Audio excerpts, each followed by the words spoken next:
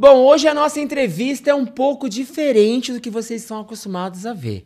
Para vocês verem, nem ficha na mão eu tenho. Hoje a gente vai falar sobre espiritualidade e eu tenho um cara que é fera nesse assunto, que é meu amigo e que topou vir conversar com a gente. Mas bora rodar aquela vinheta, que o Podiquinho tá no ar.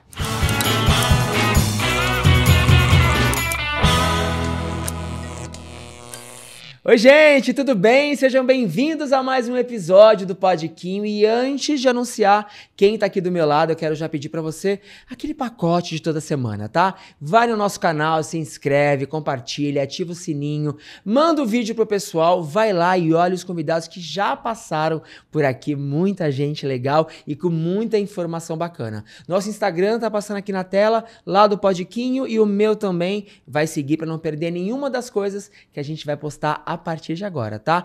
E eu já quero falar, tá aqui, ó, do meu lado. Um cara que eu admiro muito, que eu confesso que eu tô um pouco nervoso, assim, porque é um assunto que eu gosto muito, mas talvez não saiba falar, então para isso a gente trouxe Ricardo Oliveira, que tá aqui do meu lado, acabou de chegar, e eu tô muito feliz de você estar aqui, tá? De verdade. Obrigado, Kim, obrigado pelo convite, é um prazer muito grande, né, participar do Podiquinho e a gente poder conversar um pouquinho, né, sobre espiritualidade, enfim, sobre o que nos chegar também como intuição. Isso. Né?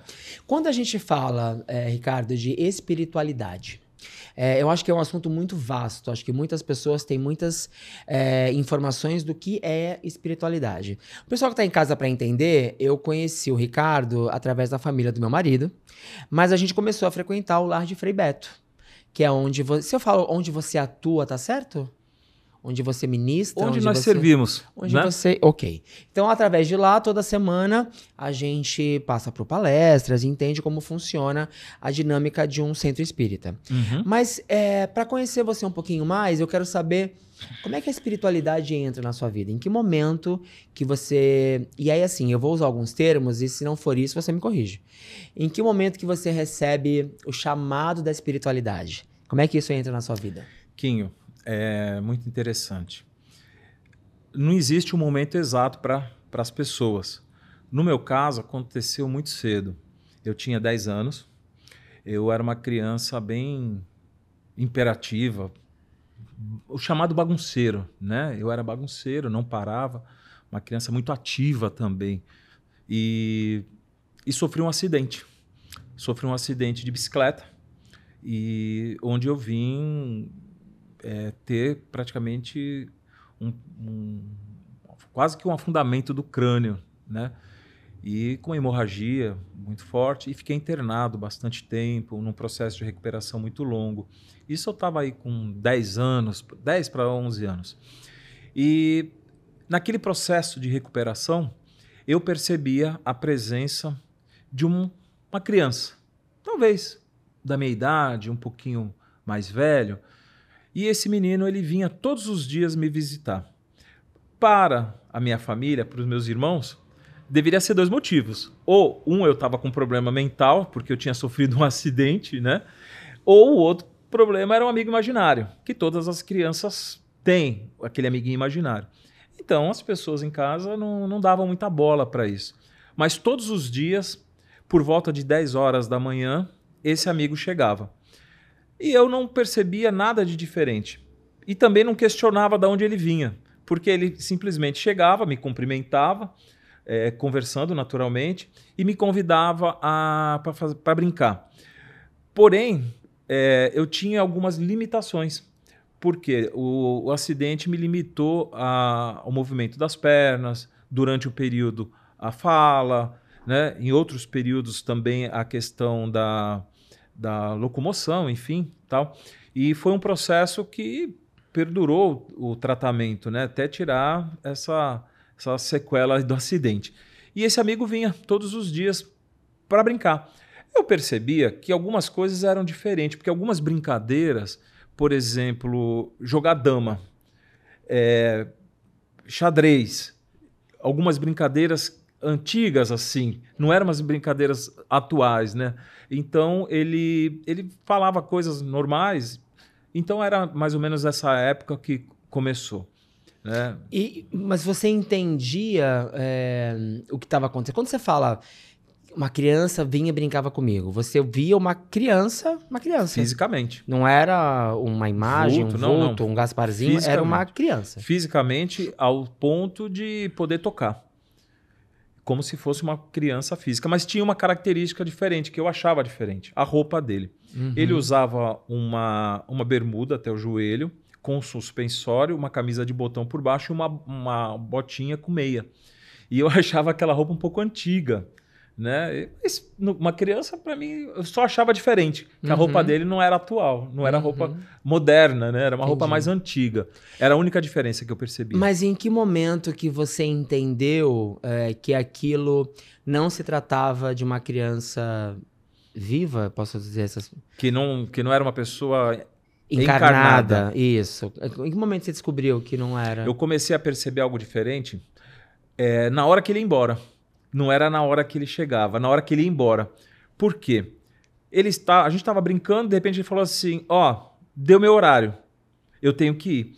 E eu morava numa casa que era aquelas casas antigas, que era misto, era meio chalé e concreto, né? E de cimento. Então a casa, na ponta da casa assim, era de chalé. E a casa tinha para os dois lados, a saída para os dois lados. E ele nunca saía pelo muro, nem pelo portão. Ele ia na beira da casa e virava no mesmo quintal e sumia. E eu comecei a achar aquilo estranho. Eu falei, alguma coisa tem de errado. E aí um dia eu fui atrás. Eu fui atrás e ele simplesmente tinha sumido.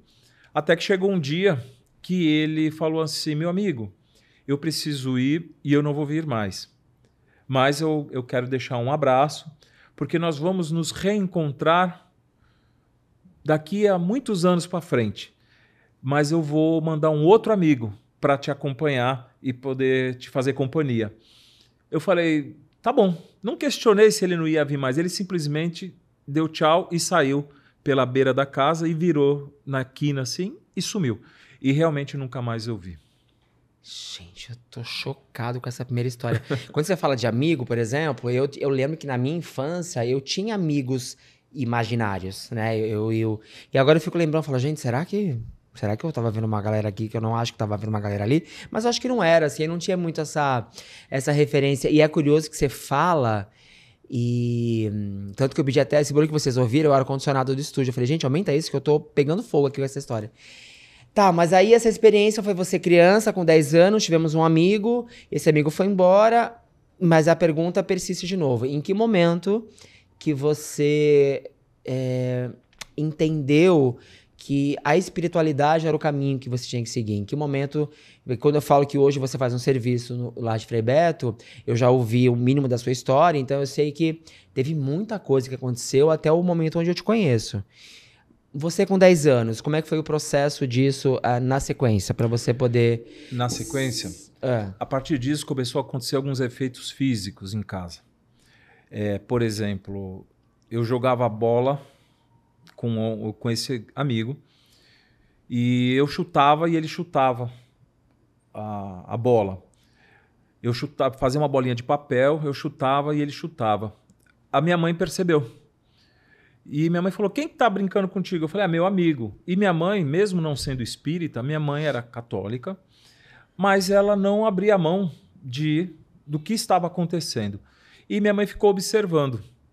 Então eu chutava uma bolinha de papel que eu fiz, minha mãe estava limpando a casa, acho que era um sábado, assim, e sábado era dia da faxina em casa, né? Então tava minhas irmãs e tal, e eu brincando com aquele amigo. E eu chutava a bolinha de papel e ele chutava de volta. Aí minha mãe falou assim, Ricardo, quem que tá chutando a bolinha? Eu falei, meu amigo.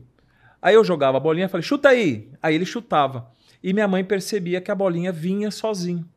Aí minha mãe falou, Ricardo, você tem alguma coisa amarrado? Eu falei, não, mãe. Aí mostrava, né? Aquela ingenuidade de uma criança. Sim. E aí minha mãe falava assim, qual que era o nome dele? Eu falei, qual que é o teu nome? Ele falou, qualquer um. Até que ele se identificou como Rafael. Mas ficou só também naquilo. Não deu sobrenome nem nada. E minha mãe começou a perceber esses efeitos. E aí minha mãe me levou para um centro espírita. Isso nos anos... finalzinho, anos 80, assim, logo no comecinho dos anos 80, né? Eu tinha aí nessa faixa de 11 anos, mais ou menos. E minha mãe levou para o centro espírita chamada Bom Jesus de Iguape. Era uma casa que tinha lá na Vila Voturuá. E nessa casa, houve uma primeira manifestação de nossa parte, onde um benfeitor, naquele momento, eu era uma criança, não tinha condições nenhuma ainda de trabalhar com mediunidade, mas ele se fez presente e psicografou uma carta em letra cursiva, por sinal uma letra muito bonita, a qual ele passava o roteiro da minha vida e entregou essa carta para minha mãe. Eu não lembro, evidentemente, porque eu só lembro na hora que eu cheguei lá e sentei num banco, uma senhora, era uma senhora forte, que eu não lembro o nome, e essa senhora falou assim, senta a criança aqui. Eu sentei e depois eu só lembro a hora que eu já estava lá fora, tomando um suquinho de laranja, comendo uma pipoquinha e etc. E essa carta ficou aos cuidados da minha irmã, que já desencarnou, porém ela não passava o conteúdo, porque ali tinha um roteiro da minha vida. Feito isso, fui orientado que eu frequentasse uma casa espírita. Minha mãe, por questões aí de distância e tal, ao fundo da minha casa tinha um terreiro de Umbanda. Era um pai de santo. E minha mãe, centro espírita por centro espírita, ela não sabia. Ela não sabia o que era kardecista, ou chamado mesa branca, ou o que era de Umbanda, enfim. Ela me levou nesse terreiro. E lá eu comecei uma trajetória espiritual. Comecei a frequentar. Com 11 anos de idade. Com 11 anos. Comecei a frequentar como paciente e fui criando um elo, um vínculo com aquela casa e fiquei lá até aproximadamente meus 16 anos, por aí. As manifestações que você tinha quando criança, está certo eu falar manifestações? Pode ser, claro. Tá. Eu tenho muito problema para não errar. Não tem Mas problema. as manifestações que você tinha quando criança, o Rafael, que você conhecia, desses 11 ao tempo que você ficou lá, elas continuaram? Você continuou tendo... como é que eu vou explicar? Você continuou se conectando dessa forma? Você continuou vendo pessoas, ouvindo pessoas, falando com pessoas? Ou era mais um Ricardo, que nem você falou, paciente, né? Se cuidando nesse tempo que você ficou dentro do centro? Persistiram. Mas aí mudou a fase. Já não era mais crianças. Eu comecei também a ter visão de adultos. E algumas visões não eram tão bonitas. Por vezes, algumas figuras um pouco assustadoras. Isso, talvez, por ser uma criança, não tinha filtro, né? E então eu também via algumas figuras assustadoras.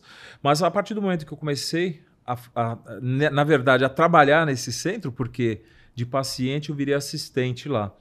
Então, eu cuidava das giras lá de Herê, e depois foi fazendo, né, várias outras etapas lá dentro. E então eu comecei a ver figuras relacionadas a entidades que frequentavam aquele local. Então, enxergava alguns caboclos, alguns pretos velhos, e começou a mudar, né? Eu acho que com o próprio crescimento, né, a gente vai criando mais maturidade e foram mudando as figuras, né? Então os personagens começaram a mudar. Talvez fossem até os mesmos, porém eles foram adquirindo novas formas e já com características de adultos. Entendi. E aí a gente passa do centro da Umbanda, de Umbanda, e você continua em alguma outra casa ou você se afasta, você vai para outro lugar? Aí teve um hiato nesse período entre a Umbanda e o kardecismo, né? Nesse período, eu conheci a Luciana, a minha esposa, e o que aconteceu? Ela era católica e ela não aceitava uma família tradicional católica, né? E como é que eu ia falar que eu ia para o centro espírita, quanto mais de Umbanda, que havia ali, e até hoje, né? Até tem hoje, pessoas né? que discriminam, Até enfim, hoje. né? Existe aí uma barreira que eu acho uma ignorância, né, enorme das pessoas, mas... E eu não queria falar, né, que eu frequentava um centro de Umbanda. E eu falei, pô, vai que eu falo e ela não quer mais namorar comigo, né? Então o que aconteceu? Eu comecei na igreja católica com ela. E aí comecei a ir lá, era a Igreja Nossa Senhora das Graças em São Vicente, e eu comecei a ir. Mas toda missa para mim era um transtorno. Por quê? Eu estava na missa e aí eu via espíritos, vamos dizer assim, né? Pessoas que espírito é gente. Então, eu via, alguns chegavam, ajoelhavam. Aí, às vezes, eu olhava para o teto, via seres agarrados no teto da igreja, Deus nas que me madeiras. defenda. E aí, aquilo para mim era um negócio complicado. Deixa eu fazer uma pergunta para você, Ricardo. Assim, e você fique disponível para dizer sim, não, tá? Claro. Quando você sentou aqui nesse sofá, a gente bateu um papo, né? A gente conversou. A gente vai voltar pro assunto já, tá, gente? Só para eu poder entender. E a gente conversou sobre algumas coisas que eu perguntei, algumas dúvidas. O que você acha de eu falar ou não? E aí você falou assim para mim... os espíritos amigos já estão conduzindo a nossa entrevista e tudo mais. E aí você vem contando que você via a gente no teto, a gente sentado, a gente chegando, a criança. Se eu te perguntar se a gente tem espíritos aqui, você consegue me dizer se a gente tem gente aqui acompanhando a nossa entrevista? Sim, vários. Tá. E digo muito mais. Até pessoas que você teria muita vontade que estivesse te assistindo. Eu acho que eu não devia ter perguntado isso agora. Tá. Vamos deixar para a segunda parte do programa.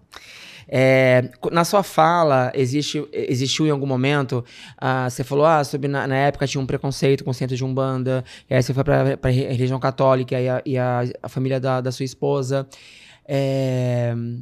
Não vou conseguir me concentrar agora na entrevista. A gente conversa muito no centro e a gente bate muito nessa questão do preconceito que ainda existe hoje com as religiões, né? E você tem uma fala e uma vontade e uma iniciativa de desconstruir isso, né? E quando a gente fala, por exemplo, Lar de Frei Beto, eu vou sempre com meu marido e eu sempre me sinto muito bem acolhido. Não existe um olhar torto, não existe um cutucar, né? A gente é acolhido como pessoas normais que somos. Mas a gente sabe que nem todas as religiões e nem todos os locais, porque aí a gente fala de pessoa e não de religião, são assim. Você que é um cara que tem uma vivência tão gigante, né? Eu amo ouvir você falar quando eu tô no centro. O que a gente pode começar a introduzir nessa entrevista sobre a quebra desse paradigma? Né? Quando a gente, indiferente da religião, né?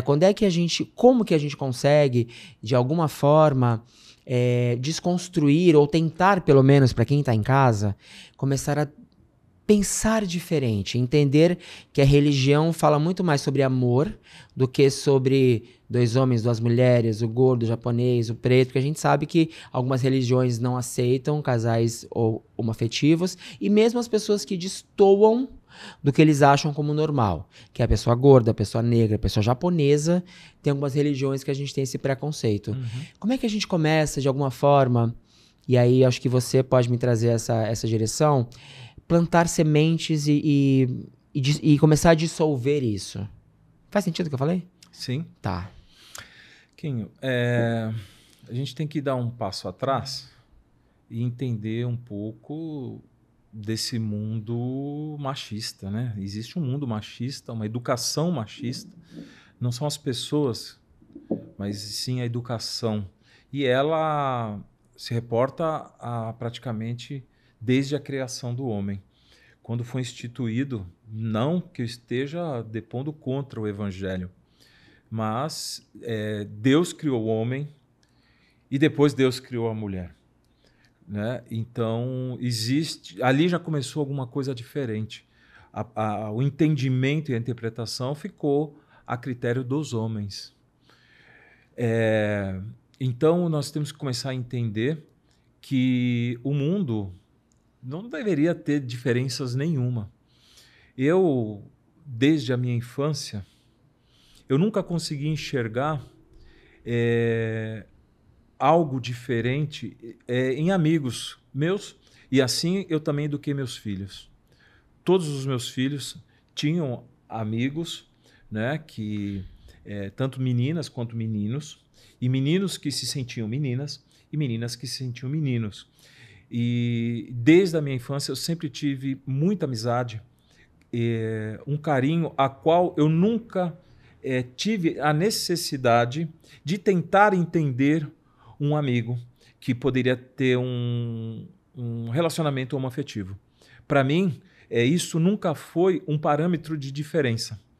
Então, quando eu estou dentro da doutrina, durante essa minha reencarnação, vivendo essa experiência aqui na Terra como homem, porém, todos nós, vamos ter que ter a experiência também feminina. E quando nós temos essa proposta de quebrar esses paradigmas, é para aquela questão mais, vamos dizer, conservadora. Porque nós estamos num mundo onde há muitas competições, há muita discriminação, há muita intolerância.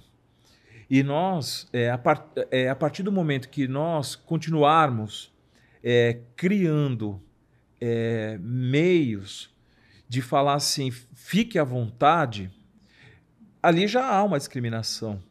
Olha, fica aqui, venha, fica aqui à vontade. Não, entre, está convidado e não há diferença. Uhum.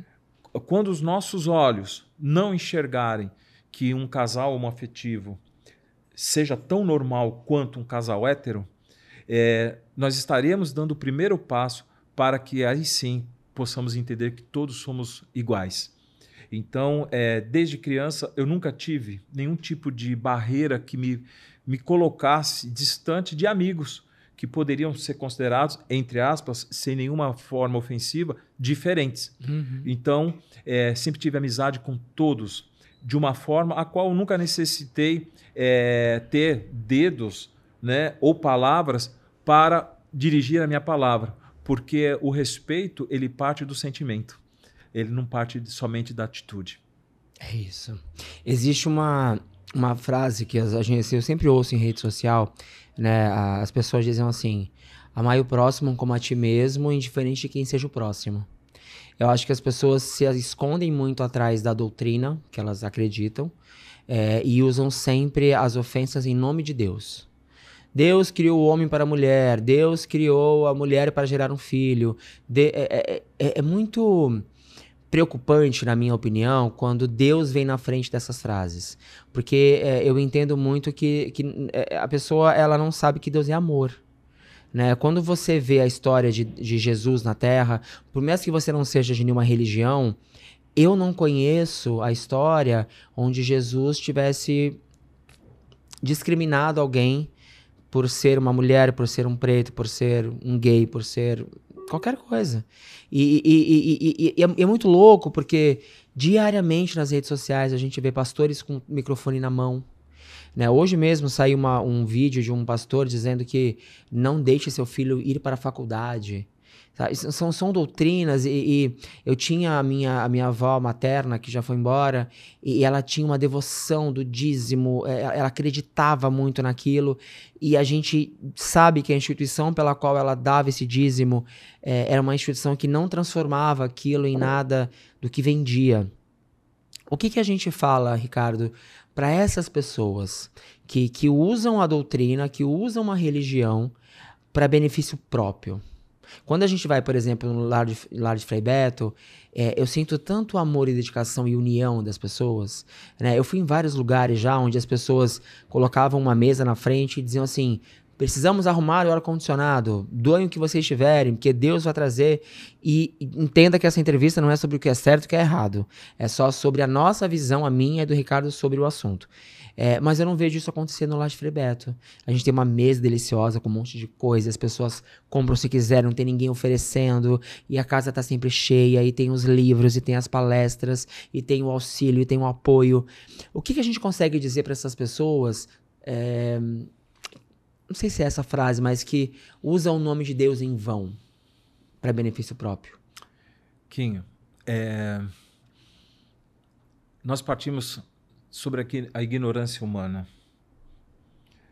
Quando Deus nos criou, necessitávamos de uma bússola para que continuássemos no caminho da evolução. A criação de Deus, ela nunca cessa, ela é constante. Mas necessitávamos de uma bússola, e essa bússola nos foi dada há 2000 anos atrás. O nome dele era Jesus. E ainda está presente conosco, ainda sendo a nossa bússola e nosso porto seguro. Mas as pessoas, ao longo da história, devido à sana do poder, da manipulação de massas, controle, enriquecimento, enfim, deturparam muito o ensinamento de Jesus. Com todo respeito aos tradutores do Evangelho, mas o Evangelho ele sai do aramaico, depois ele vai para o hebraico, depois ele vai para o grego, depois ele vai para o latim, até que ele vem para o português. Imagina quantas frases, entonações, contextos de ideia da época que foram perdidos. Quantas frases, entonações, palavras foram modificadas do pensamento inicial de Jesus. Nós não enxergamos em nenhum momento Jesus discriminando um casal homoafetivo. E não tinha? Tinha. Sempre teve. Porque isso é um fato natural do ser humano.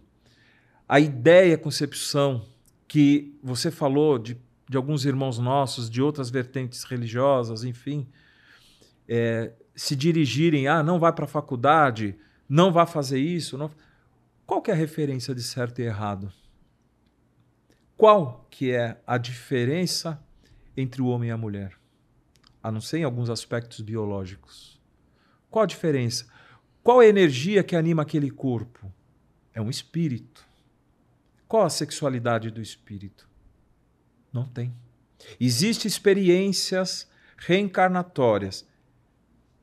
Porém, a sexualidade dos espíritos, conforme o seu grau, ela se perde.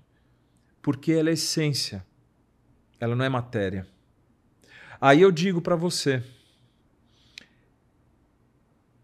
parece controverso o que eu vou falar, e alguns vão até me questionar, porque o lado conservador vai falar mais alto de muitos. Diria eu, quando se não há nenhuma distinção, nada que te impeça amar uma mulher ou a um homem, significa que seu espírito já não tem, ele não enxerga diferenças físicas por uma atração, seja pelo masculino ou pelo feminino. O que existe são polarizações. Mas quando se atinge um grau de maturidade espiritual, não é mais a sexualidade que faz a diferença. Você pode amar um homem como pode amar uma mulher.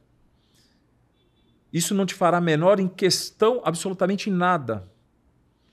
E não te modifica em nada. Pelo contrário, lhe dá credenciais de exemplificação do que é o amor. Porque o amor, ele não escolhe raça, credo, sexualidade. O amor, ele não distingue a nossa essência. O que vale, no final da linha, é o que você faz. Não é aquilo que você está vivendo, ou aquilo que você... O que vale é o que está dentro de você. E isso ninguém pode questionar. Eu vejo obras maravilhosas, que não são tão divulgadas, até por um princípio também ético daqueles que assim a promovem. Obras valiosíssimas de casais dito casais homoafetivos. Obras maravilhosas, a qual eu invejo pela capacidade de execução e a capacidade de abrangência de auxílio que eles promovem, de boca fechada. Eu vejo muita gente falando muito e uma imensidão fazendo pouco. Eu me emociono sempre que eu te ouço, mas essa frase ela me pega muito. Eu fiquei pensando que algumas pessoas ao longo da minha vida podiam ter ouvido isso. Eu sei que cada um dá o que tem, né? Mas eu ouço você falando sobre amor de uma forma tão genuína e fácil no sentido de amar alguém. E aí, quando você fala, eu lembro de algumas situações que eu passei por ser quem eu sou, né? Eu falo, poxa, se esse entendimento tivesse acontecido, as coisas seriam mais fáceis. Mas antes da gente ir pro intervalo, eu quero te perguntar, fazer uma perguntinha. Essas pessoas que falam, hoje eu tô passando por isso porque eu fui alguém muito ruim na vida passada. O que você responde sobre alguém que pensa dessa forma? Antes da gente falar isso, a gente tem que entender uma lei da física. A lei da causa e efeito. E a lei da ação e reação. O espírito é energia. Por isso que quando o espírito é elevado, nós o enxergamos em forma de luz. Então, nós temos que entender, primeiro, o que nós estamos fazendo aqui. Qual que é o propósito da vida? O que nós pretendemos da vida? E onde nós pretendemos chegar? Isso tem que estar muito bem definido em nossa vida. Por quê? Porque quando houver as intempéries que nos colocarão à prova, nós entenderemos que aquilo são obstáculos que nos darão força para o crescimento. A partir do momento que nós deixamos muito bem definidos de onde nós viemos, o que nós estamos fazendo e onde nós pretendemos chegar, as coisas ficam mais fáceis e mais claras. Às vezes nós lamentamos ou até injuriamos, palavras aí de baixo calão, naquele momento íntimo do nosso sentimento, a qual nós e o nosso travesseiro conversamos. E ali sai e flui todas as ideias, muitas nossas mesmo e outras captadas pelo mundo externo. E ali nós proferimos essas injúrias porque acreditamos que as coisas não estão saindo como nós planejamos. Porém, Emmanuel, o espírito benfeitor, que trouxe através da lavra mediúnica de Chico Xavier uma vasta continuidade dos ensinamentos de Jesus, Emmanuel, ele fala e deixa muito claro sobre o nosso roteiro. Inclusive, há um livro chamado Roteiro, que é um livro que foi psicografado na espiritualidade primeiro, para depois ser trazido à Terra. Ele era um roteiro, um guia para os espíritos que iriam reencarnar. E ali ele deixava claro que haveríamos de passar provas, haveríamos de passar expiações, para que não entendêssemos que era uma remissão de pecados, e sim aquilo que um dia nós plantamos, realizando uma ação, e agora nada mais justo que estamos colhendo a reação. Então aquilo que nós plantamos, nós haveremos de colher. Ninguém planta limão esperando colher maçã. Então é importante que nós façamos a tempo as nossas correções íntimas, dando o melhor, não exigindo a perfeição, porque nós ainda estamos num processo de aprendizado e crescimento espiritual. A perfeição a Deus pertence, mas a nós a necessidade de aplicar aquilo que nos chega como conhecimento. Seja onde nós formos colocados, é necessário que nós possamos ali fazer o melhor. Como é que continua esse programa, gente?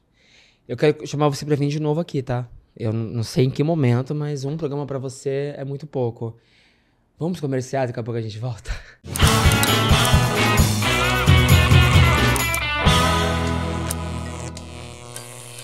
E aí, tá gostando do nosso programa? E se eu te disser que você pode fazer parte dele? Se você tem uma empresa ou uma marca e quer aparecer aqui durante a nossa entrevista ou no intervalo, é fácil. É só mandar uma mensagem nesse telefone ou através desse e-mail que a nossa produção vai te contar como é que você pode fazer parte do Podiquinho. Vem que a gente tá te esperando.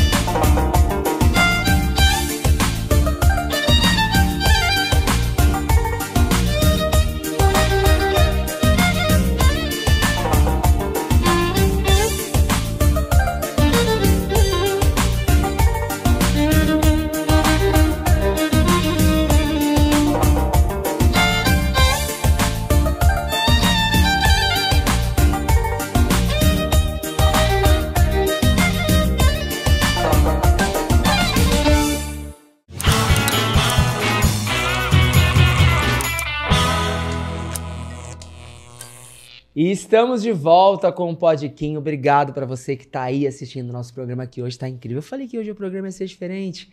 Então aquele pacote sempre, vai lá no nosso canal, compartilha, se inscreve, ativa o sininho, segue a gente nas redes sociais. Queria agradecer o pessoal da Mactube que acabou de mandar, cadê? Onde é que tá? Tá ali?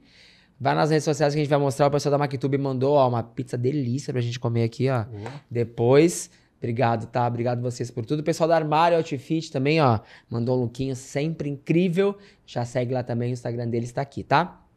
Ricardo, primeiro bloco, assim, eu tô entrando numa catarse meio emocional ouvindo você falar. Na verdade, isso sempre acontece, mas hoje especialmente, eu tô meio que deixando levar o que tá vindo. O que eu pergunto agora, gente? Eu não faço ideia de como continuar esse programa, porque é tanta informação que eu quero trazer. Vamos falar um pouco do Lar de Frei Beto? Vamos. É um lugar tão acolhedor. Lá a gente tem palestras, a gente tem acolhimento, a gente tem cuidado, a gente tem... Fala um pouco para as pessoas sobre o Centro Espírita Lar de Frei Beto. O que é o Lar de Frei Beto? A instituição do Lar de Frei Beto. Conta rapidamente um pouco da história do Lar de Frei Beto. Isso surgiu, eu atuei, trabalhei, servi há muitos anos, do início dos anos 90, numa casa aqui em Santos, chamada O Consolador, Núcleo Espírita. E lá tive a oportunidade de conhecer pessoas maravilhosas.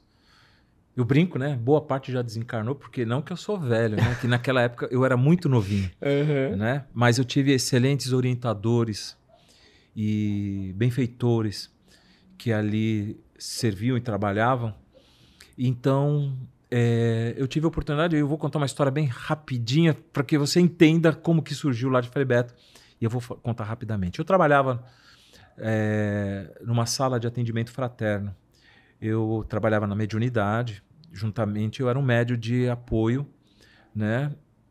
Um médium de voz direta, ou chamada incorporação, da orientadora da sala, que era a dona Terezinha, já desencarnada, mas foi uma professora, eu posso dizer que ela era uma mentora encarnada. E ela desencarnou com uma idade bem avançada, mas de uma lucidez intacta. E ali eu aprendi muito. Mas, dado aos anos de trabalho, em certa época eu percebia, quando abria a porta da sala, para a pessoa que ia passar na consulta entrava um homem todo de preto, uma roupa parecida com uma roupa de padre, mas aquela roupa de padre antiga, toda aquela batina preta. Ele entrava com uma prancheta na mão. Era um homem de aspecto esguio, cabelo preto, desculpa, parecido até com o teu, só que preto. Sim. É assim, um cabelo igual ao teu, mas preto. E ele entrava e sentava ao meu lado. Eu percebi a presença dele e ele fazia esse seguinte movimento. Ele dobrava as pernas, cruzava as pernas, colocava uma prancheta e começava a escrever. E ele escrevia ali aproximadamente durante 1 hora. Ele não falava oi ou dá licença. Cheguei. E em dado momento, quando a porta se abria, ele levantava e ele saía. E também não dava tchau. O interessante é que ele saía pela porta. Ele era um espírito, ele não saía pela parede e nem pelo teto. Ele saía caminhando pela porta. A porta abria, ele saía. E aí uma coisa que eu achava muito interessante. Eu comentava com a dona Terezinha. Dona Terezinha, o obsessor chegou. Porque para mim, no meu entendimento, era um obsessor. Um homem todo de preto, com traços finos, mas todo de preto. Poderia ser até uma forma, talvez, né, mistificadora minha, né, olhar ali o aspecto e criar um estereótipo. Estereotipado. Porém, ele saía. Dado isso, depois de um tempo ele sumiu. Tá bom. Eu falei, eu acho que ele foi doutrinado, né? E ele seguiu o caminho dele. Enfim. Feito isso, passaram-se muitos anos. Devido à minha vida profissional, eu fui morar em outro estado e fui seguir minha vida profissional, e a qual eu me afastei durante um período das atividades mediúnicas. As atividades do centro onde eu estava, que eu fiquei morando no Mato Grosso do Sul durante um tempo, em Campo Grande. Lá eu frequentava algumas casas, mas para assistir palestra, tomar um passe, não me desconectar com a espiritualidade, né? Tinha algumas informações de alguns irmãos que se manifestavam, enfim, mas não ao convite do trabalho. Eu até sentia essa necessidade, mas aquele momento da minha vida profissional, enfim, eu não poderia assumir compromisso porque eu viajava muito também no estado. E ao retornar, depois desse período que eu estive fora, ao retornar, uma pessoa, a Merian, que é uma senhora que era presidente do Consolador, me convida para participar de um evangelho em uma casa que tinha em São Vicente. Eu relutei bastante e ela falou, não, Ricardo, você tem que ir. Eu falei, mas eu não quero assumir compromisso. Ela falou, não, mas você tem que ir. E ela fez que fez, e eu, com muita resistência em ir, a Luciana falou assim, eu vou. Se você não for, eu vou sozinha. Era aos domingos à tarde que tinha essa reunião. Então, tinha uma irmã, Isabel, que tocava violão, cantava músicas espíritas e músicas, né, de cunho religioso e tal. E depois tinha a leitura do Evangelho e a explicação do Evangelho, né? Mas eu falei, eu não quero. Não quero. E eu ali, sabe, queixo duro, né? Eu não quero e não vou. Aí até que um dia a Luciana falou assim, então eu vou sozinha. E era bem perto de casa, lá em São Vicente. Era bem pertinho, umas 3 quadras de casa, dava para ir andando assim, tranquilo. E eu falei, não, eu vou dormir. Domingo à tarde é dia que eu tenho que descansar. E domingo à tarde eu ia lá, vou deitar. E era uma época de verão, assim, aquele tempo mais quente. E eu deitei. E ela foi. E quem disse que deixaram eu dormir? Parece história aí de fantasma. Mas um puxava meu pé, outro puxava o travesseiro, outro puxava a minha mão, outro cutucava. E eles falaram assim, já que você não vai, a gente também não vai deixar você dormir. Eu falei, bons amigos, né? Que estão aqui me favorecendo. Eles falaram assim, não, você não vai, mas também não dorme. Esse é o nosso trato. Aí, até muito custo, eu com muita má vontade, fui. Falei, mas também não vou vestir calça jeans, não vou botar sapato, não vou calçar sapato. Eu vou de bermuda e chinelo. Bem relapso ao compromisso espiritual. E fui. Não tem problema, desde que você não vá nu, para assustar as pessoas, então tá bom, né? Vai de roupa, pode ir de chinelo. Tá bom.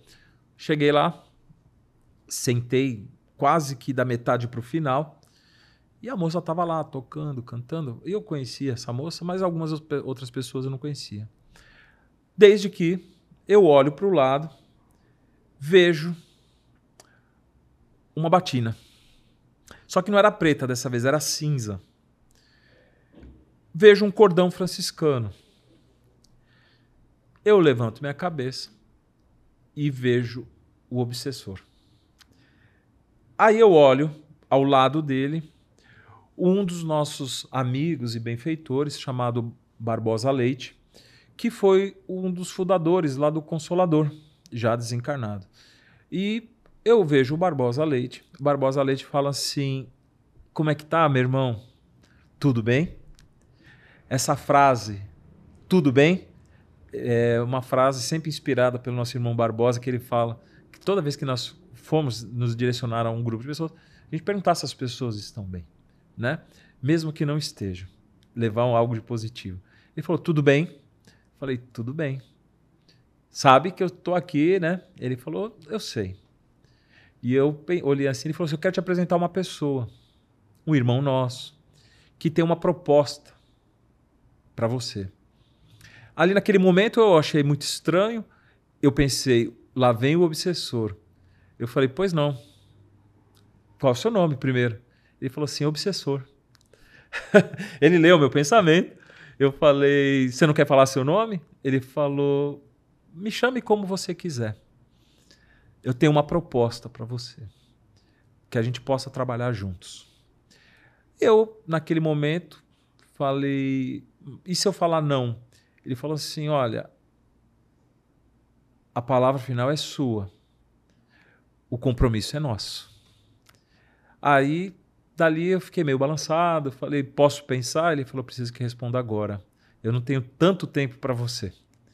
Aí eu falei, então tá bom. O que você tem como planejamento? Ele falou, amanhã nós vamos nos reunir nessa casa e iniciar um trabalho. E assim foi. Naquele mesmo dia eu passei a mensagem. Por incrível que o grupo queria se reunir, só não tinha referência de quem poderia fazer isso. Iniciamos os estudos nessa casa. Criamos ali o Núcleo Espírita Luz e Caridade. Funciona até hoje lá no Pompeba, em São Vicente. Hoje tem uma outra diretoria, uma direção lá, enfim, e eles estão lá ativos. Criamos ali o NELC, esse grupo, e o nosso benfeitor, ele não passava o nome. Até que em uma reunião, alguém falou assim, mas qual é o seu nome? Falou, qualquer um, porque nome é uma referência que para mim não há. Aí alguém falou assim, o senhor é padre? Ele falou, não, nas últimas reencarnações, uma anterior à minha, eu fui frei franciscano. Ah, o senhor é o Frei Beto? E ali ele falou, pode ser, é isso mesmo, eu sou o Frei Beto. E ali ele criou esse nome, que foi uma pessoa já desencarnada, que na época era encarnada, claro, né? Mas ela já desencarnou, que sugeriu o nome. E ali criou. Depois disso, criou a Caravana de Frei Beto. Por orientação do Frei Beto, começamos a fazer o Evangelho nos lares. E as casas começaram a ficar muito cheias. As pessoas começaram a se reunir na casa das pessoas e daqui a pouco já não cabia mais pessoas nas casas. Até que chegou um momento que o Frei Beto pediu que nós encontrássemos um lugar e para criar uma casa onde pudesse melhor acolher as pessoas. Eu não tenho coragem de te interromper absolutamente em momento algum. Assim, ouvir você falar devia ser tipo, sabe aqueles podcasts do Cid Moreira que ele fez gravando a Bíblia? Você devia fazer falando sobre espiritualidade. Eu vou precisar fazer as 3 perguntas que a gente encerra o programa, mas eu quero fazer já aqui com a galera que tá em casa, convidar para você para estar no mês que vem aqui de novo, como um dos convidados do mês de agosto. Esse programa vai ao ar em julho. E eu quero você de novo no mês que vem, se você puder. Muito Porque prazer. eu acho que é um assunto que não tem como falar em 1 hora. Tem muita coisa que a gente tem que cavucar e falar e ouvir um cara como você, que tem, primeiro, o dom da fala e segundo, né, guiado pelos espíritos amigos, é incrível. Mas eu vou te fazer as 3 perguntas que a gente faz para encerrar o programa. E a primeira é, o que o Ricardo de hoje falaria para aquele menino de 10 anos que começou a entender qual era o seu serviço aqui na Terra, quando conheceu o Rafael? O que o adulto Ricardo falaria para o adulto de 10 anos? Continue estudando e lendo muito. A leitura nos instrui e nos prepara. Não desista em nenhum momento daquilo que você acredita como verdade, como caminho e como vida, ou como caminho, verdade e vida. Eu diria para aquele menino, continuando, amando a Jesus, respeitando e amando as pessoas e procurando fazer sempre um mundo melhor. Eu diria para ele, persista, mesmo que as dificuldades pareçam que vão lhe assolar o caminho. Persista. Eu acho que ele ouviu, né? Olhando pra você agora, acho que ele seguiu esse conselho. Qual foi a última vez que você sentiu medo? Todas as vezes. Porque se nós não temos a sensação do medo, não significa que nós não estamos encarnados. O medo faz parte da psique humana. Até porque ele cria também limites para a nossa forma muito impulsiva. Então, de certa forma, ele também é um educador para o nosso espírito. Porque desbravadores que somos, porque nós estamos na Terra reencarnado, mas muito provavelmente nós não somos daqui. Então somos desbravadores. E quando nós não conhecemos algo, alguém ou algum lugar, nós temos medo. E é muito natural que assim o seja. E é importante que tenhamos, para que possamos respeitar os nossos limites. Se eu te perguntar, só fala o nome, tá? Se eu te perguntar quem é o seu contato de segurança, aquela pessoa que tá salva no celular, que você liga, que você chama sempre que o coração aperta, sempre que você passa por alguma coisa ruim, quem é a pessoa que você liga primeiro pra pedir ajuda? Primeiramente, eu procuro me conectar com Deus e com Jesus, pedindo sempre ao nosso divino amigo que nos oriente e nos dê a melhor intuição. O melhor amigo, dado ao momento encarnado, é aquele que me vem ao coração. Geralmente eu ligo para aquele primeiro que eu encontro na minha lista de contatos. Eu não procuro alguém específico, como um mentor ou um guia. Eu busco aquele que o meu coração se liga naquele momento. E por incrível que pareça, esse sempre tem uma palavra amiga de consolo. E por vezes ele vem e fala, precisava da sua ligação. E aí eu entendo o tanto quanto eu precisava estar falando com ele. É uma sinergia, é uma troca. E eu procuro na minha lista aquele que me vem ao coração. E eu ligo. Hoje mesmo, todos os dias eu ligo para uma pessoa aleatória que eu não estou tratando nenhum assunto. Às vezes eu ligo para alguns frequentadores lá do lado de Frei Beto para saber como estão, alguns que estão em tratamento. Mas eu procuro toda sexta-feira. Agora eu vou contar um segredo. Manda. Tem problema? Jamais. Vou contar um segredo. Bota exclusivo na tela, por favor. Vou contar um segredo. Toda sexta-feira, isso já faço bastante tempo, eu pego o meu telefone e ligo para um amigo que há muito tempo eu não converso. Então eu olho lá, me vem à mente alguém, eu peço uma intuição, mas eu ligo para um amigo que há muito tempo eu não converso. Eu faço isso todas as sextas-feiras. Até porque está chegando o final de semana, a gente está um pouco mais leve, enfim. E eu ligo para conversar. Eu pergunto se ela está disponível para conversar e pergunto de uma forma bem despojada. E aí, como é que você está? Como é que não está? Enfim, a família, né? E algo ali é positivo, porque é sempre uma grande oportunidade, não só de reencontrar um amigo, mas também de levar algo positivo e também trazer algo positivo. Às vezes a gente pensa que está ajudando, mas na verdade nós estamos sendo ajudados. Lindo, mas você acabou com o meu quadro, tá? Você foi o que você falou. Você tinha que falar de uma pessoa que a gente ia ligar pra ela ao vivo pra você falar. Você acabou com o meu quadro. Mas foi excelente, maravilhoso. Melhor resposta até o momento. E chegou. Chegou o quê? Não ouvi direito. Chegou uma mensagem. Olha! Mas pra quem que é essa mensagem? É pra mim ou pro Ricardo? Pro Ricardo? Então vamos ouvir a mensagem que chegou pro Ricardo.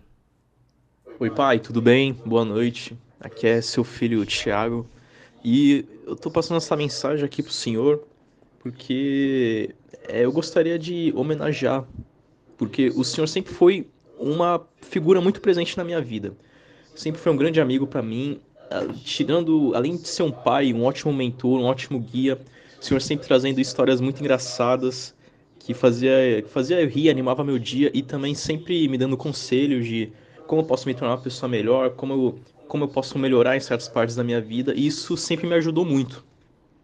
E por isso que eu sempre sou muito grato pelo senhor, pela presença que o senhor tem. O senhor sempre foi um pai muito presente na minha vida, e também, além de ser importante para mim, o senhor é importante pro meu irmão, pro Vitor, pra mãe, e para todas as pessoas que convivem com o senhor, que tem a sua presença na vida delas, entende? Então eu gostaria de trazer essa mensagem para poder falar um pouco do que eu penso sobre o senhor, que o senhor é uma pessoa incrível.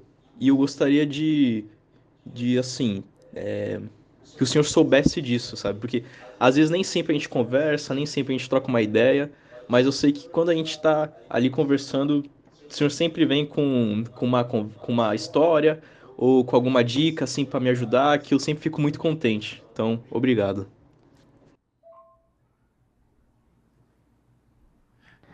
Calma. Oi, pai, tudo bem? Você achou que mesmo eu estando longe eu não ia mandar uma mensagem pro senhor? Não, eu queria agradecer, praticamente, queria aproveitar esse momento para te agradecer por ser meu paizão. Obrigado por todo o carinho, todo o amor, todo o ensinamento que você tem me passado, por Tiaguinho também. Eu quero que você saiba que o fruto que eu tô colhendo hoje aqui é praticamente devido ao senhor e à mãe. Então, eu só tenho a agradecer vocês dois, muito. Principalmente você. Então, quero que você saiba que você é muito importante para mim. Então, eu quero o seu bem, eu quero que você se cuide bastante, tá bom? Então, muito obrigado novamente. Te amo, pai. Do seu filhão mais velho, Vitão. Aí vocês querem matar o velho do É, coração? não é sobre isso. Não? Você achou que só você ia trazer novidades, surpresas? Não, aqui a gente faz assim. Pro pessoal que tá em casa entender quem são essas duas pessoas que mandaram esse áudio. É o Vitor, meu filho mais velho. O Vitor hoje mora fora do Brasil, mora em Singapura. Tá lá seguindo a vida dele. Casado, Arielle, minha nora. E eles estão lá seguindo a vida profissional deles, né? Um grande desafio na vida deles. O Vitor, um espírito maravilhoso. Não somente por ser meu filho, mas é maravilhoso. O Tiago, sem palavras, o Tiago espiritualizado. E o Tiago, ele conversa de igual para igual sobre qualquer assunto. O Vitor sempre muito inteligente. Eu falo que o Vitor parece muito com a minha mãe, né? O Vitor foi criado praticamente com a minha mãe. E o Vitor tem muito da característica da minha mãe, sempre respeitando muito as pessoas, sempre, sabe, sendo muito plausível naquilo que ele fala, muito coerente, ele não entra em atrito, né? O Tiago, ele parece mais comigo, assim, ele é mais vibrante, mais, né? Mas ambos são espíritos de longa data que me acompanham. Hoje são meus filhos, né? Perante a eternidade são meus irmãos, mas são dois espíritos que eu tenho a honra de ser pai. Para mim é uma honra ter dois filhos desse quilate, o Vitor e o Tiago, porque eles são maravilhosos. Eu não tenho palavras de gratidão a Deus por ter dois filhos assim. Que lindo. Só tenho gratidão. E eu também tenho que agradecer, porque eu acho... Eu não acredito muito no acaso, né? Eu acho que tudo acontece porque tem que acontecer, tem um direcionamento.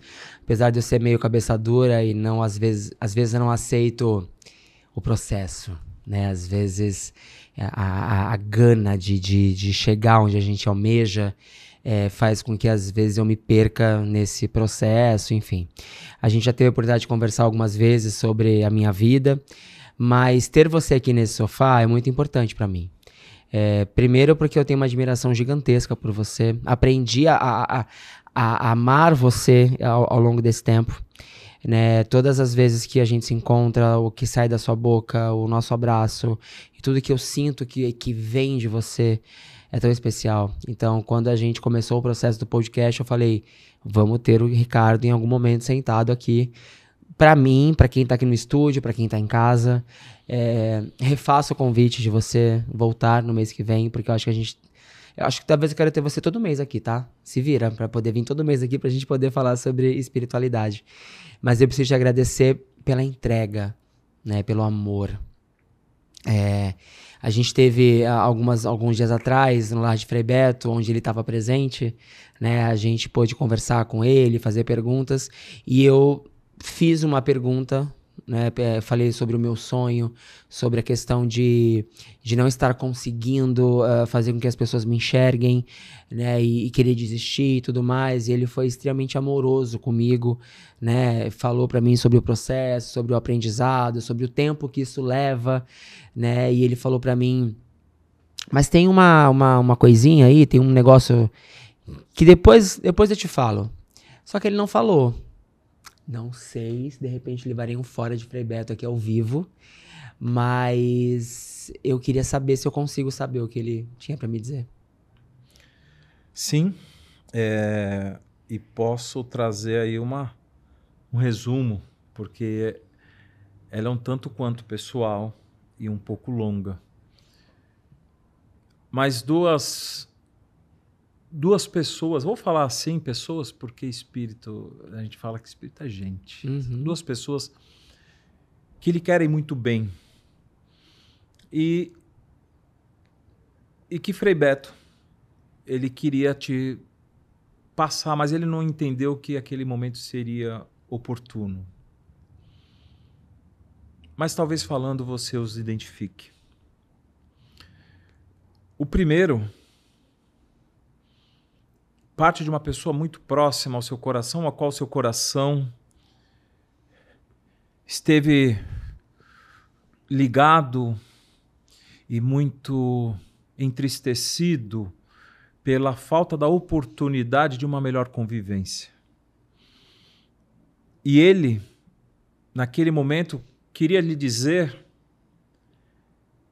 que tudo o quanto teve como experiência de vida, o álcool, as drogas, tudo aquilo que experimentou no frio de uma dura sarjeta, foram necessários para que o espírito aprendesse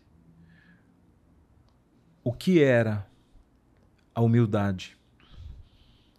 Que tenha momentos a qual os ajustes necessários serão realizados. Mas ele fala: meu filho, eu tenho muito orgulho de tudo que você faz, de tudo o que você cria, porque mesmo que eu seja considerado um ser insignificante perante os olhos humanos, eu tenho a honra de ter um filho com uma significância muito grande, e é uma parcela do meu eu que ali está plantado. E eu tenho muito orgulho disso tudo que está acontecendo. Que se der ao meu alcance, estarei sempre atento, estendendo o pouco que eu consigo, mas tenha certeza, com muito amor e respeito, porque eu amo. Tá. As nossas diferenças já se foram no tempo.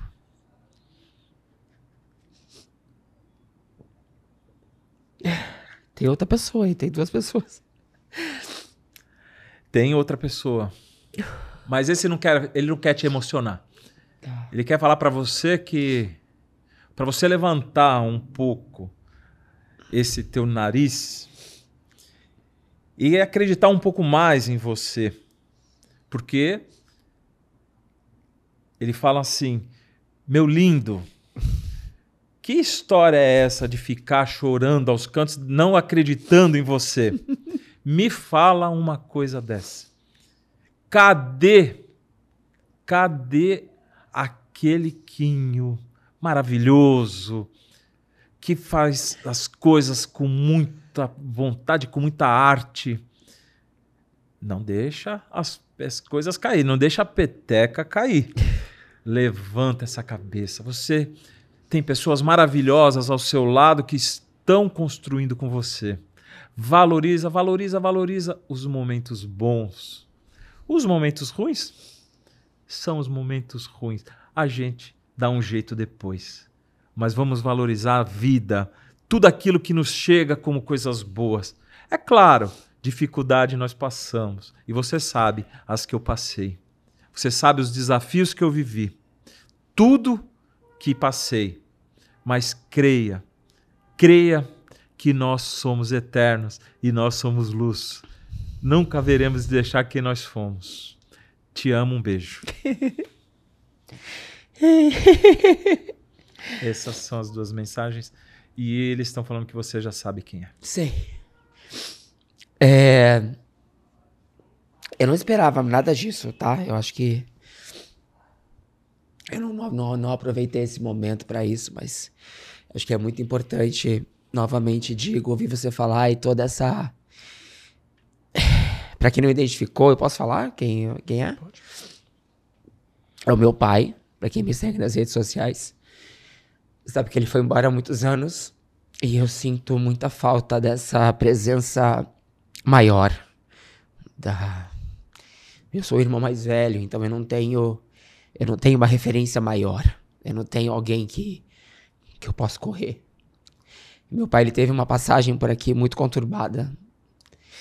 E o outro, eu acho que é o Nicolas, que ele falava exatamente comigo dessa forma. E ele foi embora recentemente. E ele é uma perda que eu ainda não assentei isso. A gente entrevistou o MC Bola ontem e ele falou sobre a passagem da avó dele. E ele usou um termo que dizia assim, ela foi embora e eu continuei vivendo. Eu só continuei aqui. E eu tenho essa sensação com algumas pessoas que vão embora. Eu sou muito egoísta de ter. E eu não entendo quando as pessoas vão embora. Por isso que eu acho que esse é um dos meus processos também de entendimento. Por isso que eu acho que eu tô sendo muito levado ao centro de Frei Beto. Por isso que eu acho que a gente se aproximou. Por isso que eu acho que você me deu aquele livro aquele dia. Por isso eu acho que hoje na minha casa a gente faz muito evangelho no lar. Eu encontrei um marido que tem essa abertura pra gente poder falar sobre espiritualidade. Porque eu acho que eu ainda tenho muito que aprender sobre isso. Mas obrigado. E muito a ensinar. Nós ensinamos muitas vezes por gestos, por expressões, mas principalmente pelo exemplo. O que eu diria para o Quinho da minha parte? E diria para todos que estão nos assistindo. Nunca desista, parece um clichê, dos seus sonhos. Nunca desista daquilo que você acredita ser verdade. E vou falar o que o Frei Beto fala quando nós somos visitados por irmãos que estão vivendo momentos não muito felizes. Não se abata, porque tudo que está acontecendo vai passar. Tudo na vida passa. E os momentos ruins também passarão. E o Frei Beto repete os ensinamentos da nossa Mãe Santíssima. Tudo passa. Então, quando nós encontramos os desafios da vida, que possamos enfrentá-los, esses fantasmas que muitas vezes nos visitam, querendo nos puxar para um processo até depressivo. Mas encontremos nas pessoas que amamos também a nossa referência de porto seguro, que possamos dividir os nossos medos, que possamos contar as nossas vitórias e celebrar acima de tudo. A humildade não está em querer parecer humilde. A humildade está em também celebrar. Humildade, nós não precisamos usar roupas bancarrotas. Humildade está em aceitar. Mas também devemos felicitar, comemorar e celebrar aquilo que nos chega também como bênçãos. Porque Deus nos criou para sermos felizes. E Deus nos criou conforme a sua imagem e semelhança para dar certo. E nós fomos criados para dar certo.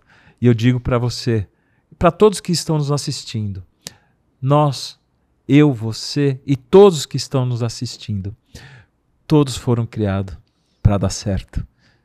Você vai dar certo, você vai dar certo. E todos nós haveremos de reencontrar aquele caminho que nós nos preparamos para quando aqui chegamos, para ser felizes. Você e todos que nos assistem, que recebam as bênçãos de Deus, as bênçãos da felicidade, da saúde e, por que não, da prosperidade. Que Deus abençoe a todos, abençoe o seu programa. E eu quero agradecer a oportunidade tão bendita e abençoada de aqui chegar. Eu vim no caminho, escutando os nossos irmãos que queriam participar em grande volume aqui. E eu falei, eu não conheço o estúdio, mas se couber todo mundo, vamos embora, que o Quinho, ele é um cara do bem e eu tenho certeza que vocês vão gostar do que ele tem para trazer para nós, porque o aprendizado é nosso. Gente. Ai, meu Deus. Espero que você tenha gostado desse momento, dessa oportunidade. Sim, muito. Novamente, eu quero que você volte aqui, não é... Tô falando aqui, ó, tá gravado. Obrigado, pessoal do estúdio. Pessoal que tá aqui, ó, que a gente não tá vendo, a galera que tá aqui. Voltem, tá? Já conhecem o estúdio. Aí eu falando como se estivesse vendo, pessoal. Tem que ligar pra muita gente aqui. E você que tá em casa, se você gostou dessa entrevista tanto quanto eu, comenta, compartilha aquele pacote, tá, gente? Hoje eu quero terminar, ó, de uma forma... Quero deixar aqui o sentimento vir. E Ricardo vai voltar, que a gente tem muito mais assunto pra falar, tá? Semana que vem, não lembro agora qual convidado, não tenho condição de lembrar. Mas semana que vem a gente se vê, tá? Um beijo. Um beijo a todos.